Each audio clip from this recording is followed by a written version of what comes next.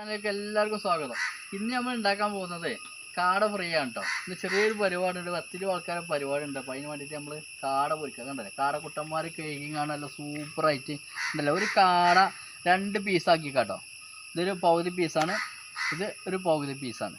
അപ്പോൾ ഈ കാട എങ്ങനെ ഫ്രൈ ആക്കാൻ വേണ്ടിയാണ് മസാല കൂട്ടുന്നത് നമുക്കിന്ന് പരിചയപ്പെടാം. അപ്പോൾ നമ്മൾ കാടക്കുട്ടന്മാരെ കഴുകി നല്ല വൃത്തിയാക്കി വെള്ളം ഊരാൻ വേണ്ടി ഒരു പൊട്ടിയിലാക്കി വെച്ചിട്ടുണ്ട്. അപ്പോൾ നമ്മൾ ചതക്കാൻ വേണ്ടി എടുത്തേക്കുന്നത് പച്ചമുളക്, വെളുത്തുള്ളി, ഇഞ്ചി, ചെറുള്ളി വേണമെങ്കിൽ എടുത്താൽ മതി. ഞാൻ ചെറുള്ളി ഉണ്ടായപ്പോൾ കുറച്ച് എടുത്തു തന്നെ ഉള്ളൂ. അപ്പോൾ ഈ 4 ചേരുവകൾ കൂട്ടി ഒന്നിച്ച് നമ്മൾ എന്ത് ചെയ്യാം, മിക്സിൻ്റെ ജാറിലിട്ട് നല്ലോണം അരച്ച് പേസ്റ്റാക്കി എടുക്കുക കേട്ടോ. എന്നിട്ട് നമ്മൾ മസാലയ്ക്ക് ചേർക്കുക.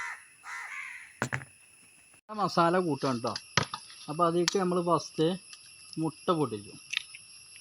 പിന്നെ നമ്മൾ നേരത്തെ അരച്ചെടുത്തതാണ് കേട്ടോ, ഇഞ്ചി വെളുത്തുള്ളി ചതവുകൾ. അപ്പോൾ അതിൻ്റെ പകുതി ചേർക്കണുള്ളൂ. പകുതി ഞാനെന്ത് ചെയ്യുന്നുണ്ട്, എനിക്ക് കുറച്ച് 2 കിലോൻ്റെ ചിക്കൻ 65 ഉണ്ടാക്കണം, അതിക്ക് എടുത്ത് വെക്കുക കേട്ടോ. വലിയ ജീരകം കുറച്ച്, മുളകും പൊടി ഒക്കെ പാകത്തിനേ പാടുള്ളൂ കേട്ടോ. മഞ്ഞൾപ്പൊടി,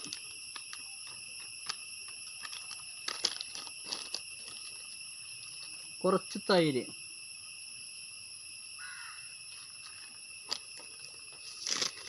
ഇത് ലെമൺ സാൾട്ട് കേട്ടോ, നാരങ്ങൻ്റെ ഉപ്പ് ഒക്കെ പാകം. പുളി ഐറ്റംസ് ഒക്കെ കുറച്ചുണ്ടാക്കുമ്പോൾ കുറച്ച് ചേർത്തിട്ട്, കുറവാണെങ്കിൽ പിന്നെ ഇടുക. ഏറിക്കഴിഞ്ഞാൽ ഒന്നും ചെയ്യാൻ കഴിയില്ല.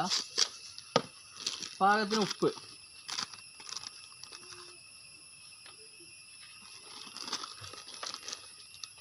പിന്നെ കുറച്ച് മൈദപ്പൊടി, കുറച്ച് കോൺഫ്ലവർ കേട്ടോ.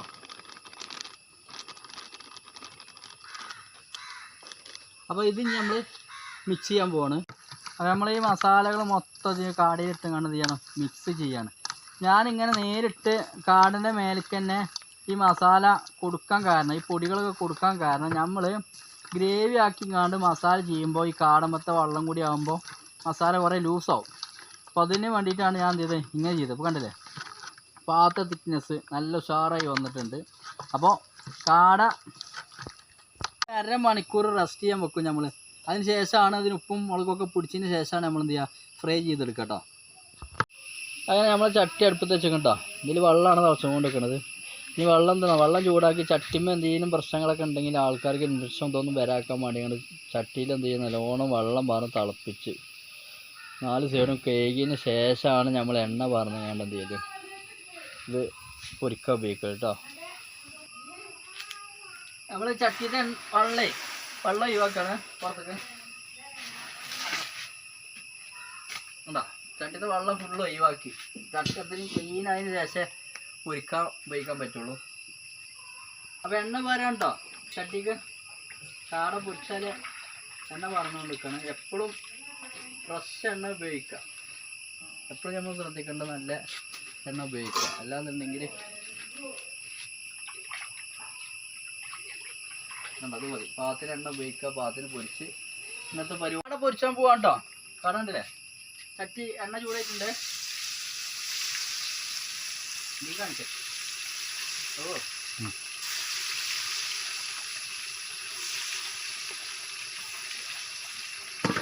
കോരാനൊക്കെ ഉണ്ടോ, നമ്മൾ തനി നാടൻ കരിവേപ്പിൻ്റെ ഇല കേട്ടോ.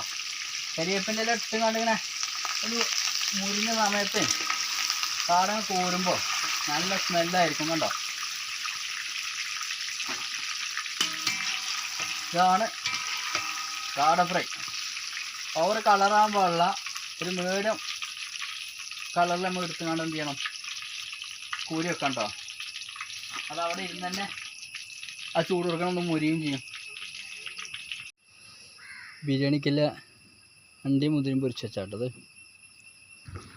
കേട്ടോ, ചിക്കൻ ബിരിയാണിയാണ് ഇന്നുണ്ടാക്കുന്നത്. അല്ല മസാല ഉണ്ടോ, തിളച്ചും കൊണ്ടേ നിൽക്കുന്നു.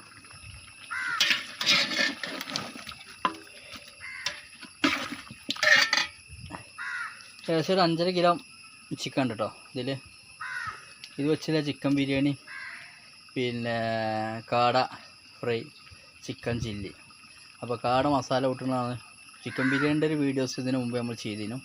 ഒന്ന് കാട മസാല ഇട്ടുന്ന വീഡിയോസാണ് നമ്മൾ ചെയ്ത് കൊണ്ടിരിക്കുന്നത് കേട്ടോ.